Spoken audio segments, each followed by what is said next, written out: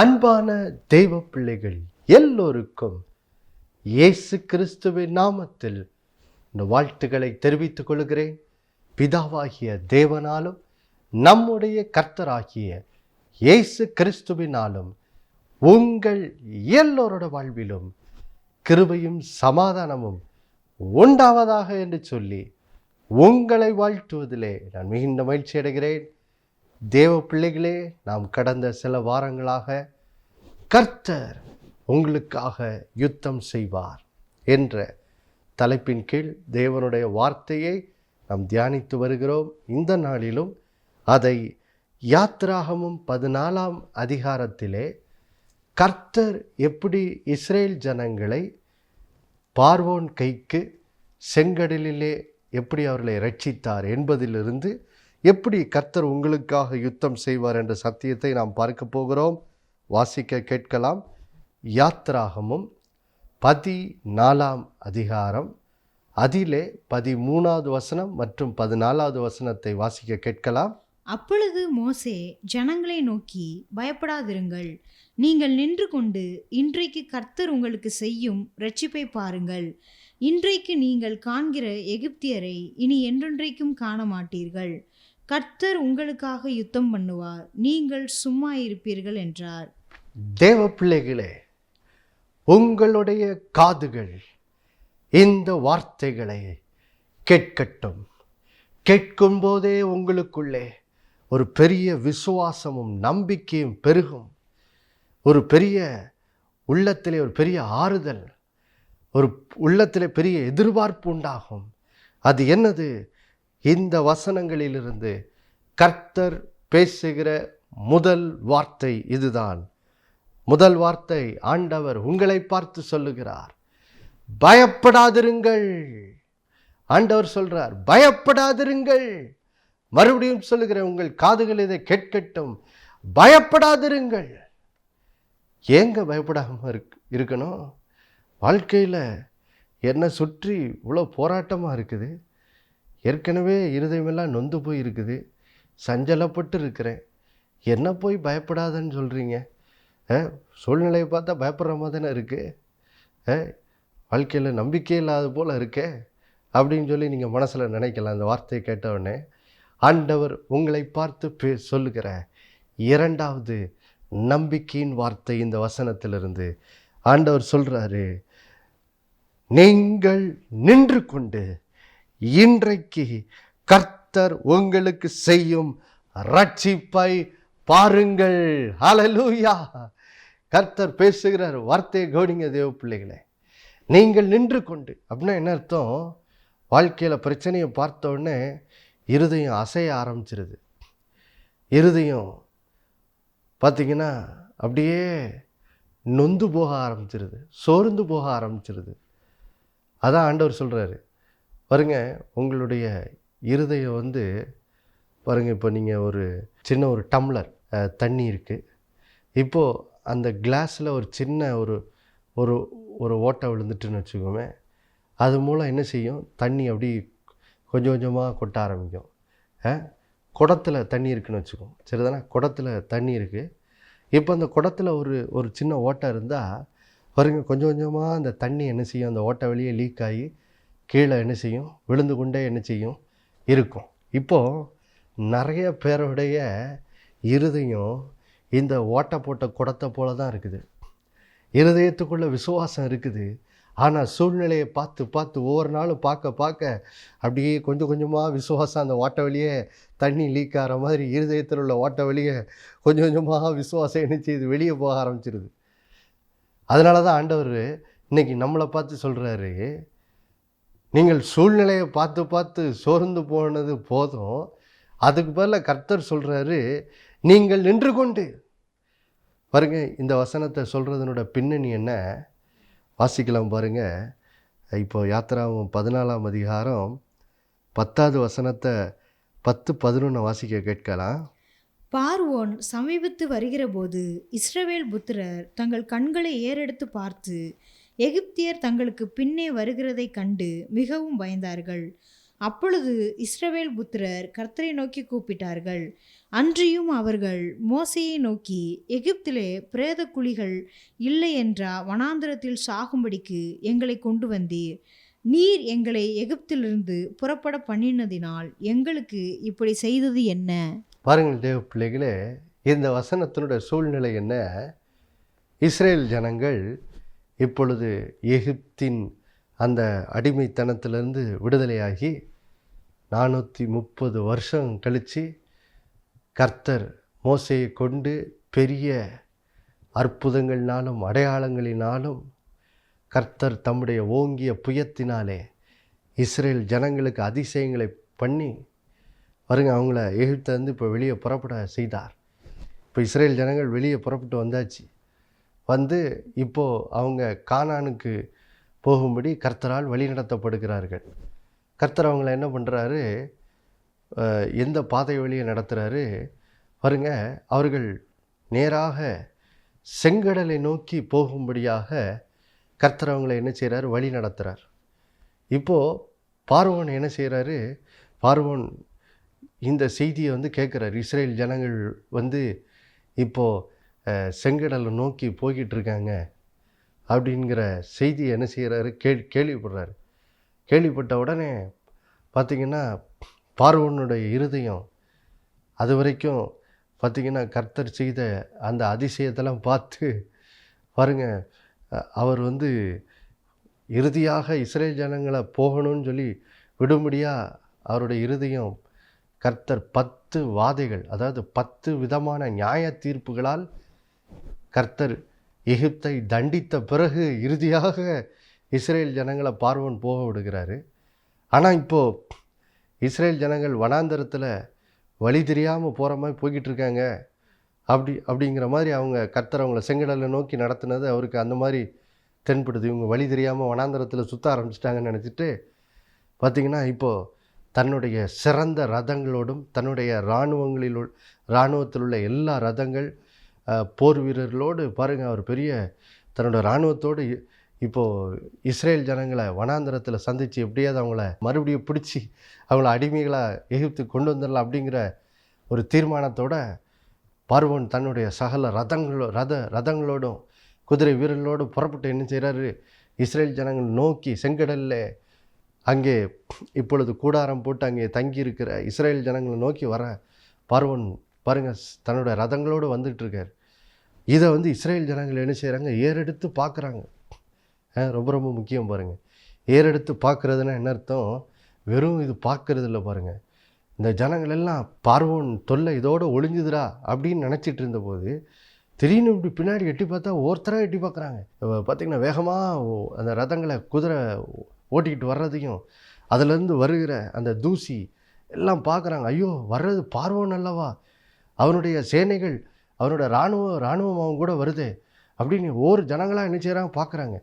பார்க்க ஒருத்தராக பேசுகிறான். ஐயோ, நம்ம என்ன பண்ண போகிறோம், ஐயோ பார்வோன் திரும்ப வந்துட்டானே, நம்ம என்ன பண்ணுவோம், அவ்வளோதான், இந்த வனாந்தரத்திலே நம்மளை கொண்டு போட்டுருவானே அப்படின்னு சொல்லி யோசிச்சு பாருங்கள். இஸ்ரேல் ஜனங்களுடைய அந்த அந்த செங்கடல் பக்கத்தில் அவங்க எல்லாரும் கூடாரம் போட்டு தங்கியிருக்கிறாங்க. கிட்டத்தட்ட 20 லட்சம் இஸ்ரேல் ஜனங்கள் அங்கே இருக்காங்க. இஸ்ரேல் ஜனங்களாக ஒவ்வொருத்தராக வாயை திறந்து ஐயோ, ஒருத்தராக அந்த வனாந்தரத்தில் பார்வோன் தன்னுடைய ரதங்களோடு வேகமாக வர்றதை, குதிரைகள் வேகமாக வர்றதை பார்க்கும்போது ஒருத்தராக என்ன சொல்லியிருப்பான், அவ்வளோதான் போச்சு, ஐயோ பார்வோன் வந்துட்டான், அவ்வளோதான், நம்மளை எல்லாரையும் கொண்டுருவான்னு சொல்லி 20 லட்சம் ஜனங்களும் ஒவ்வொருத்தராக பேச ஆரம்பித்தா யோசிச்சு பாருங்கள் அங்கே என்ன நடக்கும். அதான் பாருங்கள், இஸ்ரேல் ஜனங்கள் கண்கள் அப்படியே ஏறெடுத்து பார்த்து இப்போ எல்லாரும் அப்படி பார்வோனே என்ன செய்கிறாங்க பார்த்துக்கிட்டு இருந்ததுனால எல்லாருக்குள்ளேயும் பயம் பிடிச்சி இப்போ பேசி இப்போ திகில் பிடிச்சிருச்சு, அவ்வளோதான். அதனால தான் அவங்க கதறாங்க, எகிப்தில் பிரேதைக்குள்ளி இல்லை என்றா எங்களை இந்த வனாந்தரத்திலேருந்து சாகும்படிக்கு எங்களை கொண்டு வந்தீர் அப்படின்னு சொல்லி மோசையை பார்த்து என்ன செய்கிறாங்க, புலம்புறாங்க. இப்படி பார்வோனை பார்த்து பயந்து நின்று கொண்டிருக்கிற இந்த இஸ்ரேல் மக்களை பார்த்து தான் மோசே கர்த்தருடைய வார்த்தையை பேசுகிறாரு. இஸ்ரேல் மக்களே, நீங்கள் பயப்படாதிருங்கள். ரெண்டாவது சொல்கிறாரு, நீங்கள் நின்று கொண்டு இப்போ பார்வோனையே பார்த்துக்கிட்டு இருக்காதீங்க, இப்போ நீங்கள் நின்று கொண்டு கர்த்தர் உங்களுக்கு செய்யும் ரட்சிப்பை என்ன செய்யுங்க பாருங்க. அதாவது பார்வோன் என்னை வந்து கொன்று போடுவானோ, என்னை அழித்து போடுவானோ, இங்கேயே என்னுடைய சரீரம் இந்த வனாந்தரத்திலே அப்படி செத்து மடியுமோ அப்படின்னு சொல்லி மனசில் பயத்தில் சிந்திக்கிறத நிறுத்திட்டு, இந்த சூழ்நிலையிலும், இந்த பார்வோன் நம்மை வந்து மிரட்டுகிற இந்த சூழ்நிலையிலும் தேவன் எப்படி அங்கே எகிப்திலே 10 விதமான நியாய தீர்ப்புகளால் எகிப்தை அவர் நியாயம் தீர்த்து தண்டித்து, அதன் மூலம் பாருங்க எகிப்தே நடுங்கி போயிடுச்சு. எல்லாரும் கர்த்தர் தான் தெய்வங்கிறத உணரும்படியாக, யெகோவா தேவனே கர்த்தர் என்பதை அந்த எகிப்தியர் எல்லாம் உணரும்படியாக அந்த விதத்தில் கர்த்தர் தம்முடைய வல்லமையான கிரியை எகிப்தில் என்ன செய்தார்ல. அப்போது மோசே சொல்கிறாரு, இந்த கர்த்தர் இப்பொழுது உங்கள் முன்னாடி என்ன செய்கிறார், மேக ஸ்தம்பத்தில் உங்களுக்கு முன்னாக போய் கொண்டிருக்கிறார் அல்லவா. இப்போ நீங்கள் என்ன பண்ணுங்க, கர்த்தர் உங்களுக்கு முன்பாக மேக ஸ்தம்பத்தில் செல்லுகிற கர்த்தர் இந்த நேரத்திலும் கூட எப்படி உங்களை பார்வோன் கையிலிருந்து ரட்சிக்க போகிறார் என்பதை என்ன செய்யுங்க, எதிர்பார்த்து நின்று கொண்டு பாருங்கள் அப்படின்னு என்ன செய்கிறார் சொல்கிறாரு பாருங்க. ஏன் அடுத்து சொல்கிறாரு, 3வது காரியம் சொல்கிறாரு, இன்றைக்கு நீங்கள் பார்த்து கொண்டிருக்கிற இந்த ரதங்களில் தன்னோட இராணுவத்தோடு உங்களை மிரட்டும்படி, உங்களை அழிக்கும்படி வந்து கொண்டிருக்கிற இந்த பார்வோனை நீங்கள் இனி என்றைக்கும் காண மாட்டீர்கள். இனி என்றைக்கும் என்ன செய்ய மாட்டீங்க, காண மாட்டீங்கன்னு சொல்லி ஒரு பெரிய நற்செய்தி மோசே அங்கே இஸ்ரேல் ஜனங்கள் 20 லட்சம் ஜனங்களுக்கு சொல்கிறாரு பாருங்க. செங்கடல் அருகே இந்த இஸ்ரேல் ஜனங்கள் வரும்போது அவர்களுக்கு விரோதமாக பார்வோன் தன்னுடைய இராணுவத்தோடு வருகிறான். இது எப்படிப்பட்ட சூழ்நிலையில் இந்த இடத்துல இஸ்ரேல் ஜனங்கள் இருந்தார்கள் என்றால் பாருங்க, இஸ்ரேல் ஜனங்கள் இருக்கிறார்கள், அவர்களுக்கு முன்னாக பார்த்திங்கன்னா கடல், செங்கடல் என்ன செய்து இருக்குது. அது மட்டும் இல்லை, அவர்களுடைய இடதுபுறம் வடதுபுறம் வழியாக இவங்க எகிப்தியருக்கு விலகி தப்பி ஓடிடலான்னு பார்த்தா போகவும் முடியாது. 2 பக்கமும் பார்த்திங்கன்னா சின்ன மலை போன்ற ஒரு 2 மலைகள் பார்த்திங்கன்னா 2 பக்கமும் என்ன செய்கிறது, அவங்கள போகிற வழியை தடுத்துக்கிட்டு இருக்கு. அப்போது அவங்க வெளியே போகிறதுக்கு ஒரே ஒரு வழி அவர்களுக்கு முன்னாக, இஸ்ரேல் ஜனங்களுக்கு முன்னாக தான் என்ன செய்து இருக்குது. ஆனால் அந்த வழியே இப்போ பார்வோன் என்ன செய்யிட்டான், பார்வோன் வந்து விட்டான். அப்போது பாருங்க, இப்போ இஸ்ரேல் ஜனங்கள் இந்த செங்கடல் முன்னாடி எங்கேயுமே போக முடியாத அளவுக்கு அவர்கள் வந்து முடக்கப்பட்ட ஒரு சூழ்நிலையில் நிற்கிறாங்க, அடைக்கப்பட்ட ஒரு சூழ்நிலையில் இருக்கிறாங்க. முன்ன போனால் செங்கடல், இந்த பக்கமும் 2 பக்கமும் வலதுபுறம் இடதுபுறம் 2 பக்கமும் மலைப்பகுதி, ஒரே ஒரு வழி தான் வெளியே போகிறதுக்கு இருக்குது. அந்த வழியே இப்போ பார்வோன் நினச்சிட்டான், வந்து விட்டான். இப்போ என்ன செய்கிறது பாருங்க. அதனால தான் பயம், திகில்ல அவங்க பயந்து கொண்டிருக்கிறாங்க. நான் என்ன செய்ய போகிறேன்னு பயந்து கொண்டிருக்காங்க. தேவ பிள்ளைகளே, இன்றைக்கும் கூட பாருங்க, கர்த்தர் பாருங்க நம்மையும் பார்த்து எப்படிப்பட்ட சூழ்நிலை நடுவில் பாருங்க சிக்கி தவிக்கிற நம்மையும் பார்த்து இந்த வார்த்தைகளை என்ன செய்கிறார், பேசுகிறார். யோசித்து பாருங்கள். இன்றைக்கி ஒருவேளை நீங்கள் உங்கள் வாழ்க்கையில் ஒரு சூழ்நிலை இருக்கலாம், என்னால் இடதுபுறமும் திரும்ப முடியல, வலதுபுறமும் திரும்ப முடியல, எந்த பக்கமும் திரும்ப முடியல, எல்லா பக்கமும் பிரச்சனையாக இருக்குது, நான் என்ன பண்ணுவேன் என்று சொல்லி நீங்கள் கூட இன்றைக்கு இந்த வார்த்தைகளை கேட்டுக்கொண்டிருக்க நீங்கள் கூட இஸ்ரேல் மக்களைப் போல, இந்த யாத்திராகம் 14ஆம் அதிகாரத்தில் இஸ்ரேல் ஜனங்கள் அந்த செங்கடல் முன்னாடி இருந்த சூழ்நிலை போல நீங்களும் கூட வாழ்க்கையிலே ஒரு எங்கும் அடைபட்ட சூழ்நிலை, எங்கும் நம்மை சிறைப்படுத்தும் ஒரு சூழ்நிலை போன்ற ஒரு சூழ்நிலையில் நீங்கள் இருக்கலாம். வெளியே போகிறக்கு வழியே இல்லை, அவ்வளோதான்.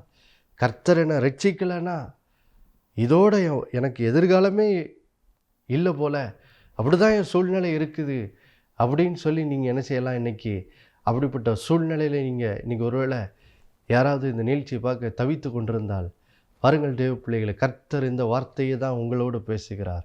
ஆண்டவர் சொல்லுகிறார், இன்றைக்கு உங்களுக்கு முன்னாடி நிற்கிற அந்த பார்வோன் போன்ற அந்த எகிப்தியர் போன்ற அந்த பிரச்சனை, கர்த்தர் சொல்கிறார், இன்றைக்கு நீ காண்கிற எகிப்தியரை இனி என்றைக்கும் என்னது காண மாட்டாய். இன்னைக்கு நீங்கள் உங்கள் கண்ணு முன்னாடி பார்த்து கொண்டிருக்க அந்த பிரச்சனைகளை ஏன் என்றைக்கும் நீங்கள் காண மாட்டீர்கள்னு சொல்லி கர்த்தர் உங்களுக்கு என்ன செய்கிறார்? வாக்கு பண்ணுகிறார். ஏன் கர்த்தர் சொல்கிறாரு, நீங்கள் இன்னைக்கு நின்று கொண்டு எப்படி அன்றைக்கு இஸ்ரேல் ஜனங்களை பார்த்து ஆண்டவர் சொன்னாரோ, நீங்கள் நின்று கொண்டு இன்றைக்கி நான் உங்களை பார்வன் கையிலேருந்து எப்படி ரட்சிப்பேன் பாருங்கன்னு சொல்லி சொன்னாரோ, அதே போல் தான் இன்னைக்கு கர்த்தர் உங்களை பார்த்து சொல்கிறார். நீங்கள் நின்று கொண்டு இன்றைக்கி கர்த்தர் உங்களை சூழ்ந்திருக்கிற உங்களோட பிரச்சனை போராட்டங்களிலிருந்து உங்களை எப்படி ரட்சிக்கிறார் என்பதை என்ன செய்யுங்க? பாருங்கள். அந்த வியாதி பிரச்சனையிலேருந்து எப்படி ரட்சிக்கிறார்னு பாருங்கள். அந்த கடன் பிரச்சனை, அந்த பண பிரச்சனையிலேருந்து எப்படி ரட்சிக்கிறாருன்னு பாருங்கள். அந்த குடும்பத்துக்குள்ளே உங்கள் குடும்பத்தில் யாரோ ஒருத்தர் மதுபானம், போதைவஸ்து இப்படிப்பட்ட பழக்கங்களுக்கு சிக்கி வழி தப்பி நடந்து கொண்டிருக்கலாம். அல்லது உங்கள் பிள்ளைங்க பாருங்கள், கொஞ்சம் வாலிப வயசெல்லாம் தாண்டினவுடனே பெற்றோர் சொல்படி கேளாமல் தவறான உறவுகளில் போய் சிக்கி கொண்டு பாருங்கள், அவர்கள் தங்களுடைய மனம் போன போக்கில் போய் கொண்டிருக்கலாம். அதை பார்த்து நீங்கள் நான் என்ன செய்வேன்னு சொல்லி நீங்கள் தவித்து கொண்டிருக்கலாம். கர்த்தர் இன்றைக்கி உங்களை பார்த்து அந்த சூழ்நிலை நடுவில் நான் என்ன பண்ண போகிறேன்னு சொல்லி திகைத்து போய் என்ன செய்கிறதுன்னு தெரியாமல் நின்று கொண்டிருக்கிற உங்களை பார்த்து தான் கர்த்தர் சொல்கிறாரு, பயப்படாதருங்கள், பயப்படாதிருங்கள். இன்றைக்கு நீங்கள் நின்று கொண்டு கர்த்தர் உங்களை சூழ்ந்திருக்கிற அந்த பிரச்சனையிலிருந்து உங்களை எப்படி ரட்சிப்பார்னு பாருங்கள். ஏன்னா இன்றைக்கு நீங்கள் பார்க்கிற அந்த பிரச்சனையை இனி என்றைக்கும் பார்ப்பதில்லை. ஹல்லேலூயா, ஹல்லேலூயா. அது சொல்லிட்டு அடுத்தது ஆண்டவர் சொல்கிறாரு, கர்த்தர் உங்களுக்காக யுத்தம் பண்ணுவார். ஹல்லேலூயா. கர்த்தர் உங்களுக்காக யுத்தம் பண்ணுவார். உங்களுடைய சூழ்நிலை நடுவிலே உங்களுக்கு ஒரு விடுதலையை தரும்படி, உங்களுக்கு ஒரு ரட்சிப்பை தரும்படி, நீங்கள் சூழ்ந்திருக்கிற அந்த ஆபத்துக்களிலிருந்து உங்களை காப்பாற்றும்படி கர்த்தர் உங்களுக்காக யுத்தம் பண்ணுவார் என்று சொல்லி கர்த்தர் இன்றைக்கு உங்களுக்கு வாக்கு பண்ணுகிறார். தேவ பிள்ளைகளே, ஹல்லேலூயா. இன்றைக்கு கர்த்தர் பேசுகிற வாக்குத்தத்த வார்த்தை இதுதான் பாருங்க. கர்த்தர் உங்களுக்காக யுத்தம் பண்ணுவார். நீங்கள் இன்றைக்கு காண்கிற எகிப்தியரை இனி என்றைக்கும் காண மாட்டீர்கள், காண மாட்டீர்கள். அப்போது பாருங்கள் தேவ பிள்ளைகளே, இப்போ இந்த சம்பவத்தை நாம் இன்னும் கொஞ்சம் ஆழமாக தியானித்து இதிலிருந்து கர்த்தர் நம்மோடு என்ன இன்னும் பேச விரும்புகிறார் என்பதை இன்னும் கொஞ்சம் ஆழமாக தியானிப்போம். பாருங்கள் இந்த பகுதியை. பாருங்கள் தேவ பிள்ளைகளே, நம்முடைய வாழ்க்கையில் சில நேரங்களில் நமக்கு ஒரு கேள்வி வருது. ஐயோ, இப்படிப்பட்ட பிரச்சனையில் போய் என் வாழ்க்கை சிக்கிடுச்சே, நான் என்ன செய்கிறது அப்படின்னு சொல்லி பாருங்கள். சில நேரம் நம்முடைய வாழ்வில் நாம் சந்திக்கும் அந்த செங்கடலில் சிக்கி கொண்ட பிரச்சனையை போன்ற பிரச்சனைகளை பார்த்து, ஐயோ இதில் போய் இப்படி மாட்டிக்கிட்டேனே, நான் என்ன பண்ணுவேன்? என் வாழ்க்கை இப்படி வேதனை நிறைந்ததாக மாறிவிட்டதே, என் வாழ்க்கை இப்படி கஷ்டம் நிறைந்ததாய் மாறிவிட்டதுன்னு சொல்லி நம்ம என்ன செய்வோம்? நமக்குள்ளே அழுவோம். ஆனால் தேவ பிள்ளைகளே, உங்கள் வாழ்க்கையிலே நீங்கள் எப்பக்கமும் போராட்டத்தால் நிரம்பி வாழ்க்கையில் ஒருவேளை அந்த பிரச்சனைகளிலிருந்து வெளியே வர்றதுக்கு வழியே இல்லை என்று சொல்லுகிற விதத்தில் நீங்கள் சிக்கிக்கொண்டு தவிக்கும் போது கர்த்தர் அந்த சூழ்நிலையை எப்படி தெரியுமா பார்க்கிறார்? பாருங்கள் தேவ பிள்ளைகளே, இன்றைக்கு கர்த்தர் உங்களுடைய சூழ்நிலை நடுவில் நீங்கள் உங்கள் சூழ்நிலையை பார்த்து இந்த இஸ்ரேல் ஜனங்களை போல முறுமுறுத்துக்கிட்டு இருக்கலாம். இந்த இஸ்ரேல் ஜனங்களை போல பாருங்கள், நீங்கள் முறுமுறுத்து புலம்பி தவிச்சுக்கிட்டு இருக்கலாம். ஆனால் கர்த்தர் உங்கள் சூழ்நிலை எப்படி பார்க்குறாருன்னு பாருங்கள். நம்ம கொஞ்சம் வாசிக்கலாம் பாருங்கள். இப்போது யாத்திரா 14:4 வசனத்தை வாசிக்க கேட்கலாம். ஆகையால் பார்வோன் அவர்களை பின்தொடரும்படிக்கு நான் அவன் இருதயத்தை கடினப்படுத்தி நானே கர்த்தர் என்பதை எகிப்தியர் அறியும்படி பார்வோனாலும் அவனுடைய எல்லா இராணுவத்தாலும் மகிமைப்படுவேன் என்றார். அவர்கள் அப்படியே செய்தார்கள். பாருங்கள் தேவ பிள்ளைகளே, வாழ்க்கையில் பலவிதமான போராட்டத்தின் நடுவிலே சிக்கிக்கொண்டு ஒரு சிறைப்பட்டது போல ஒரு சூழ்நிலையில் தவிக்கின்ற, ஒருவேளை நீங்கள் தவித்து கொண்டிருக்கலாம். இந்த சூழ்நிலை நடுவிலே கர்த்தர் உங்களை பார்த்து பேசுகிற வார்த்தை இதுதான். நீங்கள் நினைக்கலாம், இந்த சூழ்நிலை என் வாழ்க்கையின் முடிவு போல், அவ்வளோதான், இதிலேருந்து நான் வெளியே வரவே முடியாது, அவ்வளோதான், இதிலே சிக்கி வாழ்நாளெல்லாம் அப்படியே தவித்து கொண்டே இருக்க வேண்டியதான் அப்படின்னு நீங்கள் நினைக்கலாம். ஆனால் கர்த்தர் நீங்கள் கடந்து போய் கொண்டிருக்கிற அந்த போராட்டத்தை கர்த்தர் எப்படி பார்க்கிறாரா? பாருங்க, இஸ்ரேல் ஜனங்களை அந்த செங்கடல் முன்னாடி போய் எங்கும் போகிறக்கு வழி இல்லாமல் பார்வோன் கையில் சிக்கி கிடக்கிறாங்க. கர்த்தர் அந்த சூழ்நிலையை எப்படி பார்க்குறேன்னு இங்கே சொல்கிறாரு பாருங்க. என்ன சொல்கிறார் ஆண்டவர்? ஆண்டவர் சொல்கிறாரு, நான் இந்த சூழ்நிலை எதுக்கு தெரியுமா தெரிந்து கொண்டேன்?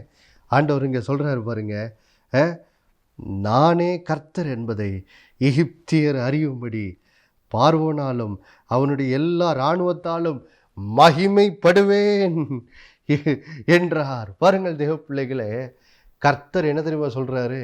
நீங்கள் கடந்து போய்கொண்டிருக்கிற அந்த போராட்டம், கர்த்தர் சொல்கிறார், அந்த சூழ்நிலையை கர்த்தர் எப்படி மாற்ற போகிறேன்னு சொல்லுகிறார். அந்த சூழ்நிலை எப்படி மாற்ற போகிறேன்னு சொல்கிறார். ஆண்டவர் சொல்கிறாரு, இந்த சூழ்நிலை மத்தியிலே கர்த்தர் எப்படி இஸ்ரேல் ஜனங்களுக்கு அன்றைக்கு அந்த செங்கடலிலே பார்வோன் கையிலிருந்து ஒரு ஆச்சரியமான ரட்சிப்பை கட்டளையிட்டு, ஒரு விடுதலையை கட்டளையிட்டு, எப்படி கர்த்தர் அன்றைக்கு எகிப்தியர் மத்தியிலும் இஸ்ரேல் ஜனங்கள் மத்தியிலும் எப்படி மகிமைப்பட்டாரோ, அதே போல இன்றைக்கு உங்கள் குடும்பத்திலே, உங்கள் வாழ்விலே கர்த்தர் நீங்கள் கடந்து போய்கொண்டிருக்கிற அந்த போராட்டத்திலிருந்து கர்த்தர் உங்களுக்கு ஒரு ஆச்சரியமான விடுதலையை தந்து, இப்படியாக உங்கள் வாழ்விலும் உங்கள் குடும்பத்தின் வாழ்விலும் அவர் மகிமைப்படுவேன் என்று சொல்லி கர்த்தர் என்ன செய்கிறார்? உரைக்கிறார்.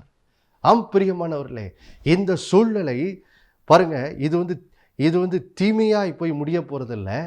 கர்த்தர் சொல்றார், இந்த சூழ்நிலை உங்கள் வாழ்விலே நன்மையாக தான் முடிய போகுது. எப்படி நன்மையாக முடிய போகுது? நீங்கள் இன்றைக்கு கடந்து போய்கொண்டிருக்க அந்த போராட்டத்திலிருந்து விடுதலை பெற போகிறது மட்டும் இல்லை, உங்கள் மூலமாய் கர்த்தருடைய நாமம் அன்றைக்கு இஸ்ரேல் மக்கள் வாழ்விலே மகிமைப்பட்டது போல உங்கள் வாழ்விலும் மகிமைப்படும். அதன் மூலம் உங்களை சுற்றி இருக்கிற ஆண்டவரை அறியாத மக்கள் பாருங்க, இயேசுவே ஆண்டவர் என்பதை என்ன செய்வார்கள்? அறிந்து கொள்வார்கள்.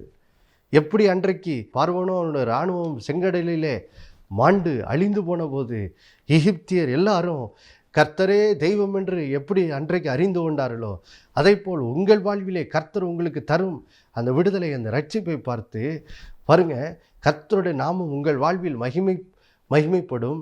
அது மட்டும் இல்லை, உங்களை சுற்றியுள்ள மக்கள் இயேசுவே ஆண்டவர் என்பதை அறிந்து கொள்ளும்படியாக உங்கள் சூழ்நிலை நன்மையாக முடியும் என்று கர்த்தர் என்ன செய்கிறார்? உரைக்கிறார். அல்லேலூயா! இது கர்த்தர் உங்கள் வாழ்வில் மகிமைப்படும் நேரமாயிருக்கிறது தேவ பிள்ளைகளே. ஆதலால் பாருங்க, சோர்ந்து போறதை விட்டுட்டு உங்கள் கண்களை என்ன செய்யுங்க? கர்த்தரை நோக்கி பாருங்க.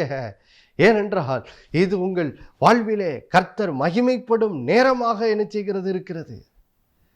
எவ்வளவு பெரிய ஒரு நற்செய்தி பாருங்கள் தேவ பிள்ளைகளே, எவ்வளோ பெரிய ஒரு நற்செய்தி பாருங்கள் தேவ பிள்ளைகளே. நாம் நினைக்கிறோம் நிறைய நேரம், என் வாழ்க்கையில் இப்படிப்பட்ட கஷ்டம் வந்துருச்சு. ஆனால் கர்த்தர் மனுஷனோட கஷ்டங்களை எப்படி தெரியுமா பார்க்குறாரு? இது என்னோட நாமம் மகிமைப்படுறதுக்கு ஒரு வாய்ப்பாக இருக்குது. அப்படி தான் கர்த்தர் என்ன செய்கிறார் பார்க்குறார். வாசிக்கலாம் பாருங்கள். நாம் மத்தேயு 15ஆம் அதிகாரத்துக்கு செல்வோம். பாருங்கள், அங்கே இயேசு எப்படி தாம் அற்புதம் செய்தது மூலம் அங்கே ஜனங்கள் மத்தியில் எப்படி மகிமைப்பட்டார் என்பதை வாசிக்கிறோம் பாருங்கள். வாசிக்கலாம். மத்தேயு 15ஆம் அதிகாரம் இப்பொழுது 30-31 வசனத்தை வாசிக்க கேட்கலாம். அப்பொழுது சப்பானிகள், குருடர், ஊமையர், ஊனர் முதலிய அநேகரை திரளான ஜனங்கள் கூட்டிக் கொண்டு இயேசுவினிடத்தில் வந்து அவர்களை அவர் பாதத்திலே வைத்தார்கள். அவர்களை அவர் சொஸ்தப்படுத்தினார். ஊமையர் பேசுகிறதையும், ஊனர் சொஸ்தமடைகிறதையும், சப்பானிகள் நடக்கிறதையும், குருடர் பார்க்கிறதையும் ஜனங்கள் கண்டு ஆச்சரியப்பட்டு இஸ்ரவேலின் தேவனை மகிமைப்படுத்தினார்கள். பாருங்கள் தேவ பிள்ளைகளே, இங்கே பலவிதமான வியாதிகளில் வேதனைப்படுகிற மக்களை ஜனங்கள் என்ன செய்கிறார்கள்? இயேசுவினிடத்தில் கொண்டு வருகிறார்கள். இயேசு அந்த வியாதியில் வாழுகிற மக்களை, வாழ்ந்த அந்த மக்களை சுகமாக்குகிறார். கர்த்தர் இயேசு கொடுத்த சுகத்தை அன்றைக்கு அந்த இஸ்ரேல் ஜனங்கள் கண்ட உடனே அவங்க என்ன செய்தாங்களாம்? இஸ்ரவேலின் தேவனை மகிமைப்படுத்தினார்கள்.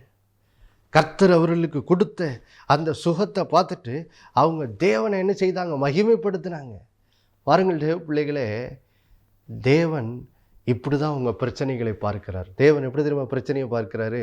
நீங்கள் ஏதோ ஒரு வியாதி எதுலேயோ கஷ்டப்பட்டீங்கன்னா கர்த்தர் அதை எப்படி தெரியுமா பார்க்குறாரு? ஆண்டவர் சொல்கிறாரு, நான் உன்னை சுகமாக்குவேன், அதன் மூலம் ஏன் நாம வாழ்க்கையில் என்ன செய்யும்? மகிமைப்படும் அப்படின்னு கர்த்தர் என்ன செய்கிறார்? சொல்லுகிறார் பாருங்கள். அன்றைக்கு பலவிதமான வியாதிகளில் அந்த மக்கள் கஷ்டப்பட்டாங்க. உலகம் பாவத்துக்குள்ளே விழுந்து விட்டதுனால, இன்னைக்கு பூமி சபிக்கப்பட்டதாக இருக்கிறதுனால மக்கள் பலவிதமான வியாதிகளால் பாதிக்கப்படுகிறார்கள். ஆனால் நம்முடைய ஆண்டவர் இயேசு என்ன செய்தார்? சிலுவையிலே நம்முடைய சாபங்களை சுமந்து கொண்டார். சிலுவையில் நம்முடைய வியாதிகளை சுமந்து கொண்டார். நம்முடைய பாவங்களை சுமந்து அவருடைய இரத்தத்தை சிந்தி அவர் பரிகாரம் செய்து விட்டபடியால், நம்முடைய பாவத்துக்கான பரிகாரம் அவர் செய்து விட்டபடியால், இப்போ கர்த்தர் தம்முடைய அந்த சிலுவையிலே அவர் உண்டாக்கி வைத்த அந்த விடுதலை, அந்த மீட்பு மூலமாக அவர் நம்முடைய வாழ்க்கையின் பிரச்சனைகளை எப்படி பார்க்கிறாரு? ஆண்டவர் சொல்லுகிறார், நான் உன் பிரச்சனை நடுவில் உன் வாழ்க்கையில் மகிமைப்படுவேன்ப்பா. அந்த பிரச்சனை நன்மையாய் நான் மாற்றி உன்னை நான் குணமாக்கி, உன்னை அந்த பிரச்சனையிலிருந்து விடுதலையாக்கி உன் வாழ்விலே நான் மகிமைப்படுவேன் ஆண்டவர் என்ன செய்கிறார்? சொல்லுகிறார். ஆதலால் தேவ பிள்ளைகளே, இன்றைக்கு கொஞ்சம் உங்கள் குனிஞ்சு போன தலையை ஏறெடுத்து பாருங்கள், கர்த்தரை நோக்கி பாருங்கள். கர்த்தர் சொல்கிறாரு, உங்கள் வாழ்விலே கர்த்தர் மகிமைப்பட போகிறார். உங்கள் சூழ்நிலை, நீங்கள் இன்றைக்கி கடந்து போய்கிட்டு இருந்த சூழ்நிலை நடுவில் நீங்கள் வெட்கப்பட்டு போவதில்லை. இல்லை, கர்த்தர் சொல்கிறாரு, நீங்கள் கடந்து போயிட்டு இருந்த போராட்டத்தின் நடுவில் கர்த்தர் உங்களை விடுதலையாக்கி அவருடைய நாமம் உங்கள் வாழ்க்கையில் மகிமைப்பட போகுதுன்னு கர்த்தர் சொல்கிறார். ஆதலால் நீங்கள் நின்று கொண்டு இன்றைக்கு கர்த்தர் உங்கள் வாழ்க்கையில் செய்ய போகிற ரட்சிப்பை எதிர்பார்ப்போடு எதிர்பாருங்க. கர்த்தர் உங்கள் வாழ்க்கையில் பெரிய காரியங்களை செய்து மகிமைப்படுவார். கண்களை மூடி ஜெபிக்கலாமா? அன்புள்ள பரலோக தகப்பனே, ஆண்டவர் இயேசுவின் மூலம் உடைய சமூகத்தில் வருகிறவப்பா, எவ்வளோ ஒரு நல்ல தேவன் ஆண்டவரை. நீங்கள் இந்த நாளில் எங்களோடு தெளிவாக பேசிட்டீங்க. வாழ்க்கையில் பலவிதமான பிரச்சனை, போராட்டங்கள், கஷ்டங்கள் வெளியே கடந்து போய் கொண்டிருக்கிற உடைய பிள்ளைகளை பார்த்து பேசிட்டீங்க. என் மகனே, என் மகளே, பயப்படாத, நீ நின்று கொண்டு நான் இன்றைக்கி உன் வாழ்க்கையில் செய்ய ரட்சிப்பை பார். இன்றைக்கு நீ காண்கிற எகிப்தியரை நீ என்றைக்கும் காண மாட்டாயின்னு சொல்லி வாக்கு கொடுத்துட்டீங்க. இந்த வார்த்தையை, இந்த நாளிலே இந்த வார்த்தையை கேட்டுக்கொண்டிருக்கும் பிள்ளைகள் அப்படியே பற்றி கொள்ளட்டும். இதை அப்படியே ஆண்டவரை பிள்ளைகள் ஏற்றுக்கொள்ளட்டும். இருதயத்துக்குள்ளே ஏற்றுக்கொண்டு இந்த வார்த்தை எனக்கு தான், இந்த வார்த்தை எனக்கு தான் ஆண்டவர் பேசினான்னு சொல்லி இந்த வார்த்தையை விசுவாசித்து இந்த நாளிலும் முதலாவது உம்முடைய பிள்ளைகள் ஆண்டவரை தலைகுனிந்த உம்முடைய பிள்ளைகளுடைய தலைகள் நிமிரட்டும். அவர்களுடைய இருதயம் ஆண்டவரை நம்பிக்கையினால் நிரம்பட்டும், விசுவாசத்தினால் நிரம்பட்டும், எதிர்பார்ப்பினால் நிரம்பட்டும். ஆண்டவரே சோத்திரம், கர்த்தர் இன்னைக்கு எனக்கு ரட்சிப்பை செய்வார்னு சொல்லி ஒரு எதிர்பார்ப்போடு ஆண்டவரை முன்னோக்கி பார்க்கட்டும். அது மட்டும் இல்லை, இந்த சூழ்நிலையிலே முடிவு நான் வெட்கப்பட்டு போவதில்லை, என்னை வெட்கப்படுத்துவதற்காக வரல. இந்த சூழ்நிலை என் வாழ்விலே கர்த்தர் மகிமைப்படும்படியாக தான் இந்த சூழ்நிலையை வாழ்க்கைக்குள்ளே வந்திருக்குது. கர்த்தர் இயேசு என் ஆண்டவராக இருக்கிறதுனால இந்த சூழ்நிலையின் முடிவு கர்த்தரின் வாழ்க்கையில் மகிமைப்பட போகிறார். அவர் எனக்கு ஒரு பெரிய விடுதலை, ரட்சிப்பை தரப்போகிறார் என்று சொல்லி ஆண்டவரே ஸ்தோத்திரம். அந்த சத்தியத்தின் வெளிச்சத்தினால் பிள்ளைகள் நிரம்பி உம்மை துதிக்கட்டும். பிரச்சனை நடுவில் உம்மை துதிக்கும் போதே கர்த்தர் அவர்கள் வாழ்விலே ஒரு பெரிய விடுதலை, ரட்சிப்பை கட்டளையிட்டு நீர் உம்முடைய பிள்ளைகள் வாழ்விலே இந்த நாளில் ஒரு நீர் மகிமைப்படும்படியாக ஜெபிக்கிறேன்.